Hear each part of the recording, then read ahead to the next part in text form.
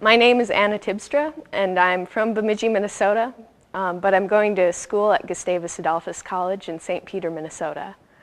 A question that's come up again and again in our Reconciling in Christ process at Gustavus. We're not reconciled in Christ yet, but we keep working on it. And a question that keeps being asked is, why do we need to make this statement? Why do we need to state that we are open and affirming to all sexualities and gender identities? Because we have all the policies that are required. And if we have all these policies, we already are welcoming. Why do we have to say it? And in my personal story, that is such an easy question to answer. When I came to Gustavus, I didn't want to be a part of the church at all. All of my previous experience, I carried with me, and I just had these preconceptions that the church was irrelevant to my life and that I wouldn't be welcomed there because I was a bisexual person. That just couldn't be possible. So for a year and a half, I went through school at a Lutheran school, completely avoiding the chapel, all the people involved in it, only taking what classes that dealt with religion that I absolutely had to. And it wasn't until a practically chance encounter that wasn't through the church, through the Gay Straight Alliance organization, that I actually encountered people from the chaplain's office and found out that they were all so wonderfully open and welcoming, that they were people for whom I could feel that Christianity was really alive in them, and that I could be part of this faith that I thought I could never be included within.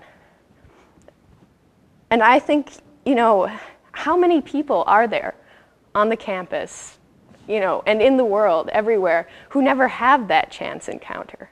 How many people just slip through the cracks like I would have if I hadn't talked to one of the people from the chaplain's office? The question, why do we need to state that we're RIC? It's because the people who need that statement won't know it unless we say it out loud. The people who are already in the church, the people who talk to the chaplains, they know that everything is open and affirming at Gustavus. They know how wonderful it is.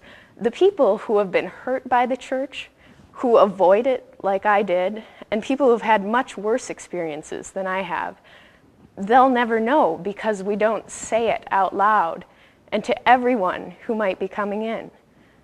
The people who need it most won't hear it if we just keep silent about what we have. And most of all, it's not just for LGBT people. Of course, it's very, very helpful for them. They've often had very hurtful experiences and they need to hear that our college is RIC. But it's also for people I know, my friends, my acquaintances, who have gone away from the church, who have become atheists, agnostics, or have said they're spiritual, but they don't want to be Christian or Lutheran. Not because they don't believe in God, not because they couldn't get something from the church, but because they see it as this closed and unwelcome place, a place where you have to close your mind and follow doctrine instead of really welcoming people and trying to love. If they could see that Gustavus can open even to the people that they've heard shouldn't be included in the church, and even if it's not true, you do hear it everywhere, they might rethink that, and they might see that the chapel at Gustavus and the Christian church otherwise could be a place where they fit as well. There are so many people who need this message, I just feel, and we might be as welcoming as we can, but unless we say it, they'll never hear it.